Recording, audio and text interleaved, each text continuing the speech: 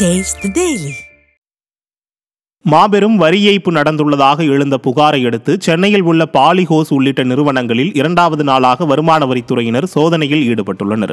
சென்னை கிண்டியை தலைமையிடமாக கொண்டு செயல்படும் பாலிஹவுஸ் நிறுவனம் பெட்ரோல் பங்குக்கு பயன்படும் ரப்பர் குழாய் உள்ளிட்ட பொருட்களை தயாரிக்கின்றது.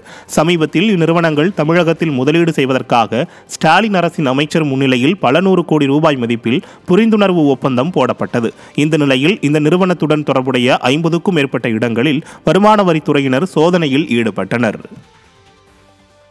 வானம் என்கிற தனியார் விண்வெளி நிறுவனத்தை ஸ்டாலின் குடும்பத்து மருமகன் சபரீசன் தொடங்கியுள்ளதாக தகவல் வெளியாகியுள்ளது. சபரீசனின் தம்பி ஹரிஹரன் மற்றும் சமீர் பரத் ராம் ஆகியோர் சேர்ந்து வானம் ஸ்பேஸ் என்ற விண்வெளி ஆராய்ச்சி நிறுவனத்தை தொடங்கியுள்ளனர். இந்நிறுவனத்தில் சபரீசன் பெருமளவு தொகையை முதலீடு செய்து ஆலோசகராக உள்ளதாக கூறப்படுகிறது. G2 என தமிழ்நாட்டை பட்டா போட்டு விட்டதாக கூறப்படும் நிலையில் வானம் ஸ்பேஸ் என விண்வெளியில் பிரம்மாண்ட ஊழல் செய்ய உள்ளதாக குற்றச்சாட்டு எழுந்துள்ளது.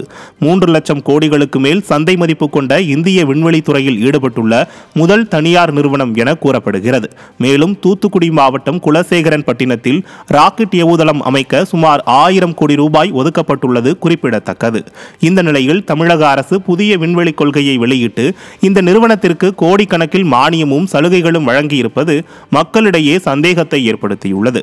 மக்கள் நலத்திட்டங்களுக்கு நிதியில்லை என கூறும் ஸ்டாலின் அரசு மருமகனின் நிறுவனத்திற்கு மானியம் வழங்கியுள்ளது மக்களிடையே அதிருப்தியை ஏற்படுத்தியுள்ளது. விஞ்ஞான ஊழல் செய்தவர்கள் விண்வெளியில் என்னென்ன ஊழல் செய்ய உள்ளார்களோ என மக்கள் கேள்வி எழுப்புகின்றனர்.